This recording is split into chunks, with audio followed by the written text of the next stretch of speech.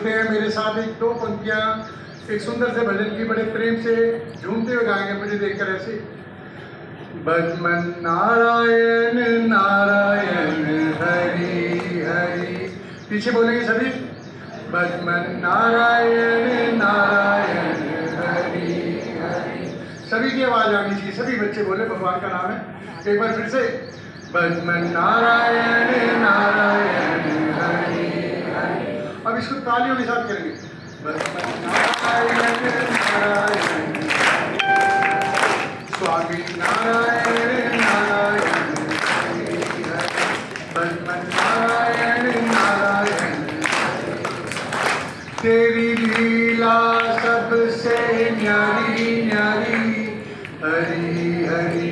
भजमन नारायण नारायण स्वामी नारायण नारायण। हमने प्रभु का नाम पहले लिया, हमारे सनातन धर्म का ये परंपरा है कि सबसे पहले हम किसको धन्यवाद करें? भगवान को। आज हमारे बीच हमारा परिवार के इस सुंदर कार्यक्रम छू लो आसमान को, कार्यक्रम का क्या नाम है बताइए एक बार। छू लो, जरा एक पूरी आवाज में एक वो आना चाहिए, छू लो। अच्छा, क्या हम आसमान को छू सकते हैं? छू सकते हैं अपने मन की ताकत से, अपने मन की ताकत से हम आसमान को छू सकते हैं। आज जो आसमान में हेलीकॉप्टर और बड़े बड़े विमान चल रहे हैं और वो जेट और वो बड़े बड़े रॉकेट जा रहे हैं, किसकी ताकत से जा रहे हैं? वो मन की ताकत से, बुद्धि की शक्ति से। आज इस वंदना हाई स्कूल के पावन मंच पर आदरणीय डॉक्टर दीपक यादव जी IMA के जिला प्रधान रहे, वर्तमान में दीपक डायग्नोस्टिक एंड अल्ट्रासाउंड सेंटर के माध्यम से रिवाड़ी की सेवा कर रहे हैं। एक बार इस सुंदर परिसर में इनका स्वागत तालियों के साथ करेंगे।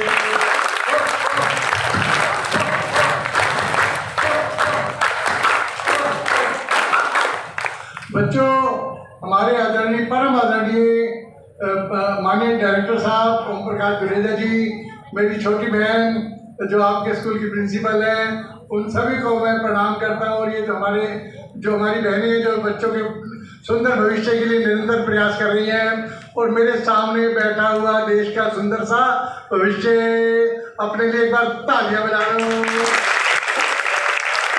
बच्चों, आप यहाँ क्या करने आते हो स्कूल में? पढ़ने के लिए, कुछ अपने जीवन में आगे बढ़ने के लिए, अपने माता पिता के सपनों को पूरा करने के लिए। आपके माता पिता कितना प्यार करते हैं आपसे, एक मिनट में आपको कुछ हो जाए तो वो क्या परेशान हो जाते हैं, लेकिन आपके मम्मी पापा स्वयं आपको साथ आकर 6 घंटे के लिए स्कूल भेजते हैं। क्या कारण है? अपने जान से प्यारे बच्चों को किस लिए भेजते बताओ?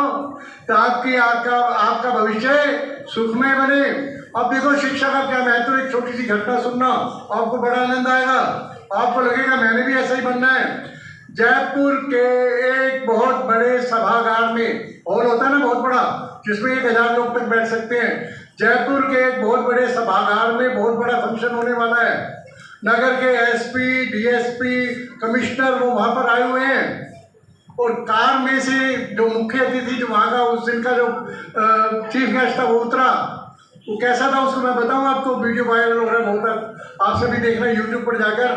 एक व्यक्ति कार में से उतरा जिसका यहाँ तक का हिस्सा है, टांगों के नीचे का हिस्सा ही नहीं है। उसको 2 लोगों ने अपनी गोद में उठाया, एक अलग तरह की चेयर थी उसमें बिठाया, और उसको बिठाकर स्टेज पर आए। जब वो स्टेज पर आए चीफ गेस्ट, तो उसके लिए सभी ने तालियां बजाई, खड़े होकर उनका वेलकम किया। और वो व्यक्ति है कि जिसके नीचे का हिस्सा पैरालाइज से खत्म हो चुका है, केवल ऊपर का हिस्सा है। वो आज वो अपनी एजुकेशन के दम पर, अपनी शिक्षा के दम पर, अपनी जो योग्यता के दम पर, आज वो व्यक्ति इतनी अपनी जीवन में उन्नति कर चुका है कि बड़े बड़े लोग उनके सामने उनका स्वागत करने के लिए खड़े हुए हैं। क्या फर्क था उसमें उनका बताइए? उनकी शिक्षा। यदि आप किसी भी ऑफिस में जाते हैं, आप यहाँ अपने स्कूल में भी आते हैं, तो एक प्रिंसिपल है, एक टीचर है, इस तरह जो जिसकी योग्यता होती है उसी के हिसाब से वो आगे निरंतर जीवन में बढ़ता चला जाता है। अभी हम ऑफिस में माननीय आपके निदेशक महोदय, डायरेक्टर महोदय उनके साथ बैठे थे। उन्होंने बताया कि उनके दोनों बेटे डॉक्टर हैं। डॉक्टर कैसे बनते हैं?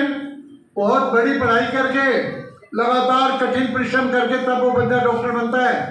डॉक्टर दीपक यादव जी, इन्होंने अपनी पढ़ाई जब बता रहे थे अभी, उस समय गूगल और ये सब मोबाइल नहीं होता था, सब कुछ खुद पढ़कर टीचर से पढ़ना पड़ता था। हार्ड वर्क करके जो आपको सफलता मिलती है उसका आनंद आपका देखने में अपने आप को भी अच्छा लगता है। एक छोटी सी घटना उसका आनंद लेना सुनकर और फिर आपको लगेगा मुझे भी ऐसे ही बनना है। अहमदाबाद की एक बहुत बड़ी फैक्ट्री है, कंपनी है, उसमें बहुत कुछ प्रोडक्शन होता है, पूरे वर्ल्ड में जाता है, करोड़ों करोड़ों रुपए का रोज का उनका प्रोडक्शन है। एक दिन अचानक दोपहर के 3 बजे सारी मशीनें जो चल रही थी धीरे धीरे गर्र गर्र करके वो मशीनें बंद होनी शुरू हो गई। सारे कारखाने का प्रोडक्शन रुक गया। अब उनके जो प्रोडक्शन ऑफिसर होते उन्होंने देखा, सारी मशीनों को चेक किया, लाइटों को देखा, जितने भी उनके मैकेनिक थे सभी ने वो सारे सिस्टम को चेक किया, लेकिन किसी को समझ नहीं आया कि सिस्टम कहाँ से गड़बड़ हुआ है। उन्होंने फिर उस अहमदाबाद में और जो बड़े मैकेनिक थे, इंजीनियर थे, उनको बुलाया, आप प्लीज देखिए इसमें क्या कमी आई है। वो आए, उन्होंने भी 2-3 घंटे देखे, उनको भी कुछ भी समझ में नहीं आया। और आखिर में उन्होंने बेंगलोर से उस कंपनी के जो बड़े रजिस्टर्ड इंजीनियर थे उनको बाई एयर बुलाया, उनके आने जाने की टिकट बुक कराई, बाई एयर बुलाया, होटल में ठहराया। अगले दिन जब वो उस कंपनी में आए, उन्होंने 1 घंटा उस कंपनी की सारी मशीनों को चेक किया, अपने हिसाब से चला के, देख के, रोक के, ऐसे वैसे 1 घंटा चेक करने के बाद जो कंपनी का मालिक था वो भी उनके साथ खड़ा था, क्योंकि कंपनी का प्रोडक्शन ही रुका हुआ था, उसे साथ खड़ा होना था ना। तो उस पर उसने जाकर 1-2 पॉइंट बताए, बोले भाई कोई 2 किलो वजन वाला हथौड़ा लाओ और इसको इस पॉइंट पर इस गति से इसको 2 बार यहाँ पर मारो और 4 बार उस पॉइंट पे कोने पर मारो। तो कोई उनका हेल्पर आया, उसने 2 हथौड़े वहाँ पर मारे और 4 हथौड़े उस कोने पर मारे और 1-2 पेच कस दिए वहाँ पर जो थे वहाँ पर। और उसके बाद उन्होंने कहा मशीन चला के देखो भाई अपनी प्रोडक्शन वाली। उन्होंने मशीन चलाई और वो मशीन चल गई, एकदम पूरे कारखाने का, पूरी कंपनी का प्रोडक्शन फिर से शुरू हो गया। अब वो बड़े जो इंजीनियर आए थे बाहर से, ऑफिस में बैठे, अब जो कंपनी के मालिक ने पूछा जी आपकी कितनी वो है, आपका क्या पेमेंट करनी है आपने। उसने कहा जी मुझे 5 लाख रुपए दें और उसके अलावा आने जाने का खर्चा तो आपने करना ही है। कंपनी का मालिक बोल 2 हथौड़े मारने की कीमत 5 लाख होती है क्या बोला बोलो? 5 लाख होती है। उस इंजीनियर ने बड़े सहज भाव से मुस्कुरा कर कहा आज 30 वर्षों की मेरी स्किल के कारण, आज 30 वर्षों में मैंने जो अपनी सूझबूझ से अपने आप को जो निखारा है, उसके कारण मुझे ये पता लगता है ये 2 हथौड़े कहाँ पर मारने हैं। जब आप निरंतर अभ्यास से कोई भी काम करते हो तो उसमें आपको क्या मिलता है, एकदम एक्सपर्ट हो जाते हो और फिर आपकी कीमत अपने आप बढ़ती चली जाती है। और अभ्यास कैसे बढ़ता है? निरंतर आप अपने आप को किसी चीज में, आपने कहा कि मैंने 1 घंटा जाकर स्कूल से जाकर पढ़ना है और आप उसको 1 घंटा आपका ध्यान पूरा पढ़ाई में है, तो मुझे मालूम है कि आपका सिलेबस इतना ही है। अगर आप 1 घंटा शाम को और 1 घंटा रात को रोज घर जाकर पढ़े तो आपको कोई कारण नहीं है कि 100% मार्क्स में एक भी नंबर आपका कमाए। मेरी बुक शॉप है, मुझे पता है आपके सिलेबस कितने हैं। और यहाँ पर स्कूल में 6 घंटे पढ़ाई की ध्यान से, उसके बाद 1 घंटा शाम को घर जाकर पढ़ा, बीच में खूब मजे से 2 घंटे आपने गेम खेला, अपना पार्क में जाकर घूम कर आए, दौड़ लगाई। केवल 1 घंटा शाम को, 1 घंटा रात को प्रतिदिन निरंतर आप पढ़ाई का अभ्यास करेंगे तो आप आकर कह सकते हो मैडम कहीं से भी आप क्वेश्चन दे दें, मैं पूरे सिलेबस के लिए पूरी तरह से तैयार हूँ। ये हमारी खूबसूरत दुनिया कैसी है किसको पता है? ये दुनिया, डॉक्टर दीपक जी हमारे साथ अनेकों कार्यक्रमों में रहते हैं। ये क्या कहते हैं, ये दुनिया वैसी ही है जैसा हम इसके बारे में सोचते हैं। आप बताओ दुनिया कैसी है? मैं तो कहता हूँ दुनिया बहुत खूबसूरत है, बहुत अच्छी है, बहुत अच्छे लोग हैं, चारों तरफ से खुशियाँ बरस रही हैं। हम भारत माता में, भारत माता के वीर सपूत हैं। एक छोटी सी घटना के माध्यम से आप इसका आनंद लेना, दुनिया कैसी है आपको खुद पता लग जाएगा। आप जैसे एक बच्चे की बात बता रहा हूँ मैं और सच्ची बात बता रहा हूँ। एक बच्चा जिसकी आयु 8, 9 या 10 वर्ष है, कितनी आयु उस बच्चे की? उस बच्चे का नाम है कृष्णा। क्या नाम है उस बच्चे का? कृष्णा। उसके पापा हिमाचल के किसी दूर के गांव में पहाड़ों पर रहते हैं। यानी उनका घर कहाँ पर है? हिमाचल के पहाड़ों में जो गांव होते हैं ना, छोटे छोटे गांव, वहां पर रहते हैं। और उनके पापा का क्या काम है? वो प्रतिदिन सुबह अपने घर से निकलते हैं 8 बजे और एक टोकरी सी अपने पीछे बांध लेते हैं, ऊपर पहाड़ों पर जाते हैं, वहाँ से कुछ जड़ी बूटियाँ, वहाँ से कुछ फल, वहाँ से कुछ औषधियाँ इकट्ठी करके शाम तक ले आते हैं। अगले दिन उनको बाजार में बेचते हैं। उनको 500, 400, 600 जितने भी वो मिलते हैं पैसे, उनसे उनके परिवार का जीवन चलता है। उनके पापा रोज सुबह जाते हैं वहाँ पर पहाड़ों पर चढ़ने के लिए, पहाड़ों पर अपना काम करने के लिए। एक दिन उस 8 वर्ष के कृष्णा ने जिद की, पापा आज मैं भी आपके साथ जाऊंगा। क्या कहा कृष्णा ने? बोलो, आज मैं भी आपके साथ जाऊंगा। उसके पिता ने समझाया, ऊपर पहाड़ हैं, ऊपर खाबर रास्ते हैं, कई पत्थर हैं, कई छोटी छोटी वो चट्टाने हैं, तो आपको उसके ऊपर चलना मुश्किल हो जाएगा। वो बेटे ने बड़े प्यार से कहा, पापा मैं आपकी उंगली पकड़ के रखूंगा, मैं भी धीरे धीरे चलूंगा, मैं अपना ध्यान रखूंगा। जब उस कृष्णा ने बहुत सी जिद की तो उसके पापा ने क्या कहा, चलो भाई आप भी आज मेरे साथ चलो। एक छोटा सा थैला उसकी पीठ पे बांध दिया। उनके पीठ पे तो बड़ी सी टोकरी थी ना जिसमें इकट्ठा करते थे। बच्चा बोला मैं भी आपकी हेल्प करूंगा। अब वो धीरे धीरे पहाड़ की ऊंचाई पर चलते जा रहे हैं। उस बच्चे को बहुत अच्छा लग रहा है, चारों ओर बहुत बड़ी घाटियां हैं, हरियाली है, कहीं पर सूर्य दिखाई दे रहा है, कहीं पर बादल दिखाई दे रहे हैं। उसको बड़ा मजा आ रहा है, पहली बार ऊंचाई पर आया वो बच्चा। अचानक एक पहाड़ पर मोड़ आया राइट साइड से। उसके पापा को तो पता था कि यहाँ पर एक ऊंचा सा पत्थर है और उससे बचाकर उसके पापा वहां से निकल गए। लेकिन उस बच्चे को नहीं पता था यहाँ पर एक पत्थर आएगा बड़ा सा, और उसको पैर में क्या लगा? ठोकर लगी और बच्चा तेजी से आगे जाकर गिर गया और उसके मुख से कौन सी आवाज निकली? बड़ी सी चीख निकली उसकी। चीख देने से उसका परिणाम क्या हुआ? ध्यान से सुनना, आपको आनंद आएगा इसमें। जब वो चीखा तो आसपास की घाटियों में से वही चीख की आवाज एक बार नहीं 8-10 बार रिसाउंड होकर आई। आवाज होती है कई बार आपने सुना होगा, कुएं में बोलो तो आवाज 3-4 बार दोबारा से निकल कर आती है। लेकिन चारों ओर घाटियां थी तो क्या हुआ? वो आवाज दोबारा से उसमें से कई गुना होकर निकली, चीख की आवाज चारों तरफ से। अब उस बच्चे को एक तो ठोकर लगी थी, चोट लगी थी, दर्द हुआ था और उसको लगा कि कोई मुझे चिढ़ा रहा है। बोला, उस बच्चे को गुस्सा आया, उसने क्या कहा, कौन है? सामने आओ। क्या हुआ? बोलो। यही आवाज चारों तरफ से कई गुना होकर उसको वापिस मिली। फिर उसने फिर गुस्से में कहा, कौन है? सामने आओ, मैं तुम्हें बताता हूँ। फिर वही आवाज चारों ओर से कई गुना होकर वापिस आई। अब उसके पापा ने देखा सारा तमाशा, उनको समझ में आ गया कि इस बच्चे को अब समझाना पड़ेगा कि यहाँ क्या चल रहा है। तो उसके पापा ने कहा, बेटे अब आप चुप रहो, मैं कुछ बोलता हूँ, आप सुनना ध्यान से, क्या चल रहा है यहाँ पर। उसके पापा जोर से हंसे वहां पर। क्या हुआ बताओ? हंसने की आवाज कई बार वहां से रिसाउंड हुई। उसके पापा फिर हंसे, फिर हंसने की आवाज रिसाउंड हुई। अब बच्चा हैरान हो गया, उंगली ऐसे करके। उसके पापा ने कहा, ये दुनिया बहुत अच्छी है। क्या हुआ? आवाज आई कि ये दुनिया कई बार आई, कई बार। उसके बाद ये इस दुनिया को बनाने वाले भगवान का मैं धन्यवाद करता हूँ। क्या हुआ इसका परिणाम? यही आवाज कई बार आकर उन बच्चों को, उस बेटे को सुनाई दी, कृष्णा को। अब उस बेटे को तो मजा आ गया।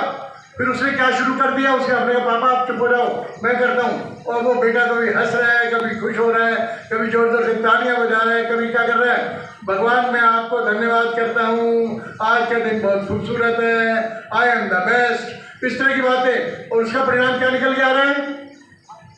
यही आवाज, यही बात रिसाउंड होकर उसके आसपास चारों ओर आ रही है।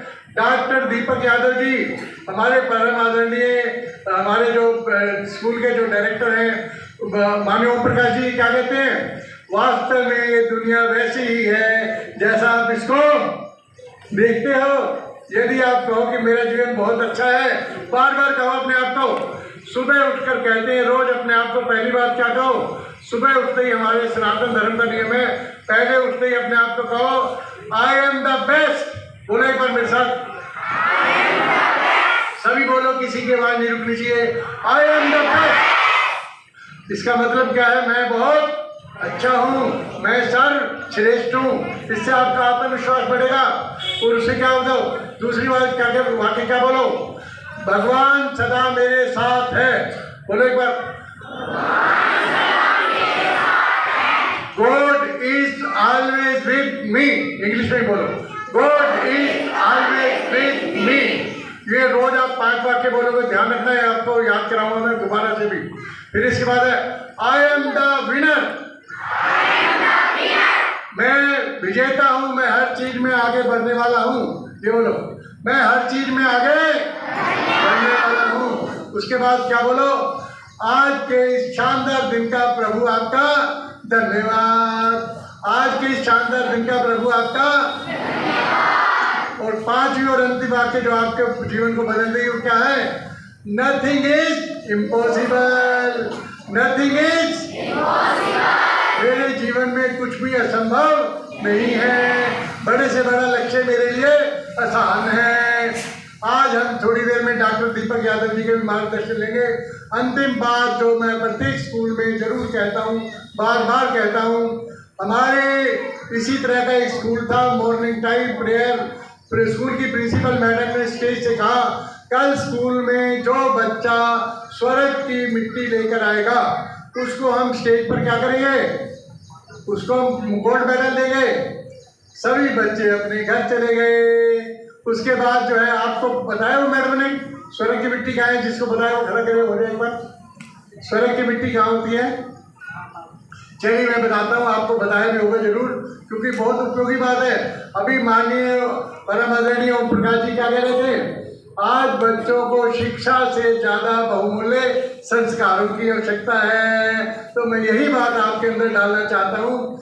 अगले दिन जब सुबह प्रेयर के बाद सब बच्चे खड़ा हुए, प्रिंसिपल मैडम ने पूछा कि स्वर्ग की मिट्टी कौन लेकर आया है? सारे स्कूल में किसी बच्चे की आवाज नहीं आई। पीछे से एक छोटा सा बच्चा आया, जरा अरे यही बच्चा था, मुझे ध्यान है। अरे इस बच्चे ने कहा कि मैडम मैं स्वर्ग की मिट्टी लेकर आया हूँ।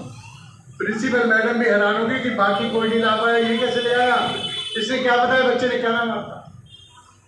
आ गया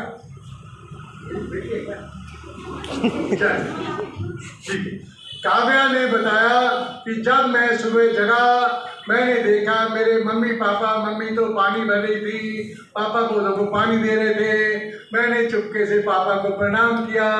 पापा ने मुझे ढेर सारे आशीर्वाद दिए। जब पापा अपने स्थान से हटे तो मैंने वहाँ से अपने हाथ की उंगलियों से जो वहाँ पर जो थी ना थोड़ी सी मिट्टी, उसको लेकर कागज की पुड़िया में रख लिया। और मेरी मम्मी जो पानी भर रही थी वो जब साइड में आई, मैंने उनको प्रणाम किया। उन्होंने, मम्मी पापा को प्रणाम कौन कौन करता है? हाथ खड़ा करो सभी, अपने लिए तालियां बजा दो। अच्छा, जब आप मम्मी पापा को प्रणाम करते हो, मम्मी पापा ऐसे क्या कहते हैं? बेटा सुखी रहो, स्वस्थ रहो, जीवन में आगे बढ़ो, भगवान आपका भला करे, कहते हैं ना। आपको इतने आशीर्वाद अपने आप मिल जाते हैं जिसकी आप कल्पना नहीं कर सकते। ध्यान रखना, आप भले ही पढ़ाई में कितने योग्य हैं, भले ही आप जीवन में कितने भी आप हर जगह आगे बढ़ने वाले हैं, लेकिन मम्मी पापा का आशीर्वाद आपको साथ में मिल जाता है तो आपकी सफलता की गति कई गुना बढ़ जाती है, कई गुना। कायनात कौन कहता है भगवान है मगर फिर भी अनजान है। ये जो सूरत है माँ बाप की, उस विधाता की पहचान है।